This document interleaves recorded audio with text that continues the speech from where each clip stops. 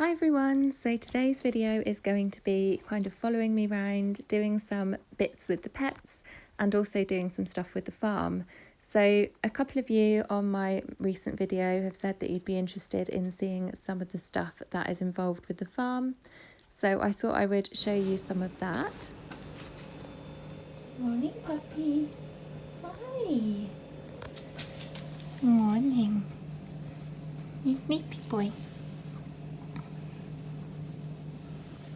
So Benji, my little puppy, is definitely not a morning person. He does like to sleep in. So then one of the first things I do is turn Sheldon's lamp on, and I do mist her enclosure down with a pressure sprayer. I do find that the humidity drops as the substrate dries out under her lamp. So I just give that a quick mist down. And then it's time to go outside. So the dog likes to come out with me and help. So the first thing we do is go and normally I check the sheep, just have a quick peek in on them. I do also provide them with some haylage as well because the grass is not growing as well this time of year, but I haven't included that in this video. It's just filling up a hay net. So I use the old hay nets that the ladies up at the stables don't want anymore. The sheep get all their hand-me-downs. And then I'm just going up to check the guinea pigs. So the guinea pigs are up in what used to be the bunny shed. So we insulated it and they've got double glazed windows and it does stay quite warm in there. You'll just have to excuse the state of it. It's been used as a bit of a dumping ground for all of the pets' rubbish. So they are still in this handmade pen here. Oh, there's my finger. Excellent filming, Becky.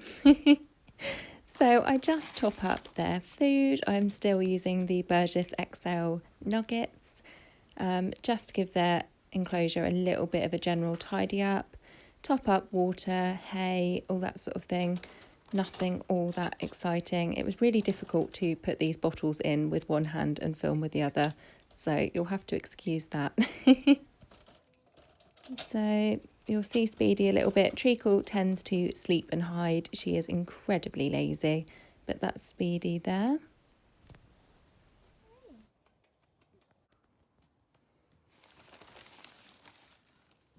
And I'm just topping up their hay. This is actually our own meadow hay that we bale ourselves.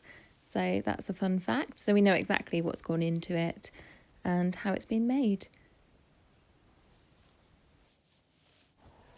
So then I go up and let out the chickens. So the chickens are up at the top block of stables.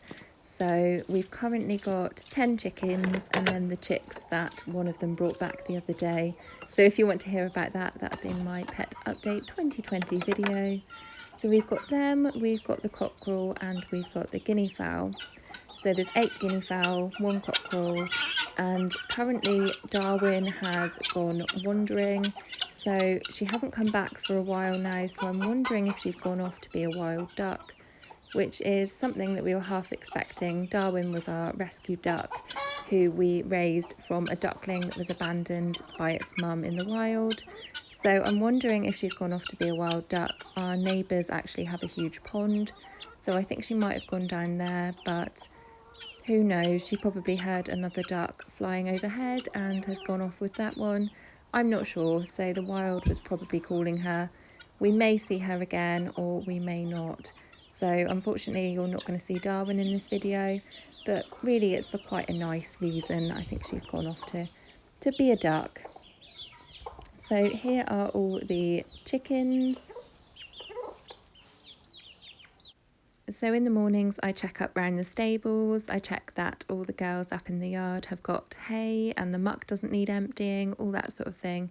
And while I'm doing that, I'm on the lookout for plants that Sheldon can eat. So that's really handy. While I'm kind of out round, I'm on the lookout. So I can still find quite a few types of plants at the moment, but it's getting to that time of year where it's becoming more difficult. So I also keep succulents and houseplants indoors that I grow for Sheldon as well. So when I do really struggle to find plants for her, I have some backups. So today I managed to find her some thistles, some bristly ox tongue, some nasturtium flowers, some begonias, some pennywort, some plantain, some geraniums, this is an ice plant and a mother of pearl plant. So there's some succulents that I grow, and there's some evening primrose as well. So she doesn't normally get quite this much. She doesn't actually eat all of it. Most of it she just stomps into the ground. Oh, there's also a dandelion leaf as well there, snuck in there. So I just give them a soak to get off some of the dirt, and then I put it in her enclosure with a sprinkling of Nutriball, which is a calcium and vitamin D3 supplement. So here's just a couple of clips of Sheldon eating while I talk about her preparing for hibernation or brumation.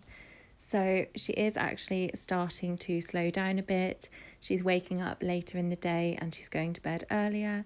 She is aware that the seasons are changing and it's that sort of time of year. So she's kind of preparing herself naturally. However, I'm trying to kind of artificially keep her awake as late as possible because there's still plants readily available outside. And really, when it gets to sort of December, January, it becomes really difficult to find plants. So I normally try and wind her down for her to hibernate in December. So I'll go into her hibernation or brumation in a separate video, but I thought I would just mention that I'm trying to keep her awake, ideally until towards the end of December. Then I'll think about hibernating her. So yeah, she's still awake for the minute, but she will be hibernating this year. So saying that hibernation is a really complicated thing with tortoises and there's a lot of considerations.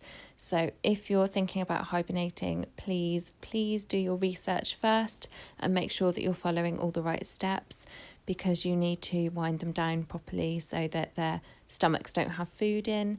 If you leave food in their stomachs, then it can rot, and there's a lot of ways it can go wrong. So please do your research before thinking about hibernating your tortoise. And then the last Sheldon related thing I'm going to show you today is soaking her. So I do soak her about 3 times a week in some shallow warm water, and this is just to help her to stay hydrated. So here she is. So sometimes I soak her in the sink. Today the sink I think was full of washing up, so I just had her in a kind of Tupperware tub. She generally stays in there for 5 to 10 minutes before getting really antsy. So this is her soaking. So now we're back outside, and I thought I would show you some of kind of around the stables. There's a limit to what I can show you because of people's personal private stuff. So none of the horses belong to us, they all belong to individual owners. So they've all got, you know, their own personal stuff. So I don't want to show any of that, but I thought I'd show you kind of the basics. So this is kind of where we keep the hay, the haylage, their tack room, all the bedding and stuff. We've got a sand school to the right, which the horses use to exercise. And then all of these blocks are kind of filled with stables. So they're all kind of individual stables. So this is the top yard. We've actually now got 2 yards. So I think about 5 years ago, we built another block of stables to kind of add on to the business. So over to the right there are some of the paddocks where the horses are. So we keep them all individually, or if owners have got 2 or 3 horses, they can keep them in together, but we don't have them all running in one large group like some yards do. And then we're just walking down. My thumb is always in the way. So this is where we keep our muck heap. So some of the maintenance of the kind of day-to-day farm stuff involves putting in bales and moving muck around, which is very, very glamorous. So now I'm just walking down towards the bottom block of stables. So at the moment, with all the fallen leaves, that's something else that we have to do to maintain it. We've got a big road brush that goes on the front of the telehandler, and we use that to sweep up the leaves so it's not as slippy and disgusting. So coming down to the new set of stables, here is where we keep the haylage. So we feed hay and haylage. Haylage is basically hay, but it's baled when it's wetter and then wrapped. And here's what the stables look like. So these stables we actually built. we bought a shed and put it up, and then my dad is amazing with welding and stuff, and he fabricated those stables, and my partner and I did a lot of the painting. So there's a tie-up area outside where they can kind of wash off their horses' feet and all that sort of thing. And then we're kind of coming up towards the more agricultural buildings where we keep a lot of the machinery. And then here's an area where we put in hay and haylage, and you can see the hay and straw stored at the back of the shed as well. And then of course there are the cats. So these are the cats which again were in my Pet Update 2020 video, which were a wild cat basically appeared and had a litter of kittens, and they've all sort of stuck around. So I've got them all spayed and neutered, and we worm them, and they're just kind of around looking after the farm, keeping down the rats and mice and some of those populations which we don't need getting out of control. Unfortunately, where you've got poultry and horses and a load of feed, you tend to end up with a slight problem with rats. So that's their job. So when I'm checking the sheep, I also have to have a little cuddle with Monty. So Monty is the tamest sheep you'll ever have met. Quite often when I sit down in the field, he'll come and sit on my lap. He is a very strange sheep. He's more like a dog. So here's their paddock. They've got this gorgeous view. And then I try and take the dog for a walk around the fields every day as well, which he really enjoys, having a proper run. As you can see, it's getting really squidgy this time of year. So we've had an issue come up. Come on, Bench. Good boy. We've had an issue come up with some of the fencing. So we're going to go up, I'm going to test the fencing, see if I can find the break and then fix it so that the horse doesn't get out. Really squidgy bit. Yuck. So I tried filming as I was going around, but it was just too windy. But basically I'm using this keyring which beeps when you put it near the fence to show that it's working. So I'm just following it round the whole way around the outside of all the paddocks to try and find out where the break in the fence was. So we've also had a lot of strong wind recently, which has meant that a few branches have come down and fallen on the fence. So this means that the electricity is kind of shorting out and not getting through properly. So I had to remove a lot of rogue branches. You're very helpful. Come on then. It's a good boy. So some of the role with the farm is keeping on top of the fencing. So because it's DIY livery, a lot of the girls will kind of play around with the fencing, and then it means that we have to go around and kind of fix it when it stops working. So as you can see here, this bit actually isn't attached to that bit anymore. So that's why the electricity is not going through. So basically I'm just going to turn off the fencing and then bridge the gap. It started raining again. Yuck. So I'm going to turn this off so I don't electrocute myself. So what I'm doing here is just using some copper wire. So this is out of some earth cable. So I just stripped back the plastic and got the copper out. So I'm going to wrap it around one side and then wrap it around the other side so that the electricity can flow through.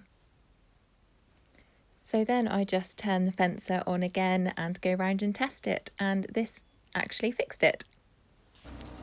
So the telehandler is something that we use a lot. So this is just putting in a bale of haylage. So the telehandler is basically a machine with a telescopic boom, so you can extend out to pick things up, put things down. It's really, really handy around the yard. So it's got loads of attachments for the front, and this is the man cage, which again my dad made, and we were using this to replace some floodlights outside the front of the stables which had broken. So here's a bit of a bird's eye view of the bottom yard. And when you're on a farm, you kind of need to be a bit of a plumber, an electrician, a general labourer. So you do learn loads of handy skills. So here's me just playing around with some of the wiring inside to try and replace those floodlights. And again, I'll give you a bit of a bird's eye view of the top of the bottom set of stables so you can kind of see what they look like a bit inside. So another tool we use a lot is the mini digger. So here we were just levelling out inside one of the gateways, which was a bit low and a bit squidgy and gross. So we're just putting down some hardcore inside the gateway to kind of build that up. And then, of course, the dog has got to supervise proceedings, check we're doing everything according to regulations. So he does help me with driving a lot of the machinery. He likes to sit at my feet and kind of watch what we're doing. But he does get absolutely disgusting after a day on the farm. So generally, especially in winter, we've always got to wash his legs off when we come in because he just gets absolutely filthy. So he does like to be showered down inside. He doesn't like cold water. He's a bit of a princess. And then we actually have to wrap him up and dry him like a baby. And he does like the hairdryer. So we always have to get the hairdryer out as well. So that gives you a kind of snapshot of some of the things that we get up to and the kind of thing that I might be doing on my days off from my normal work. So I also have to shut in the chickens. So they normally come in by themselves around, at the moment it's around 4:30, 5 o'clock when it starts to sort of get dark. Obviously in the summer that's a bit later, but they all come in to roost and I just shut them in and turn off their light. So I really hope you enjoyed this video and seeing some of the things that we get up to. Obviously this changes every day and it was a little bit random, but I hope you enjoy seeing a little bit more about the farm side of it, and I really hope to see you guys soon. Also, here's a bat. See you guys soon. Bye.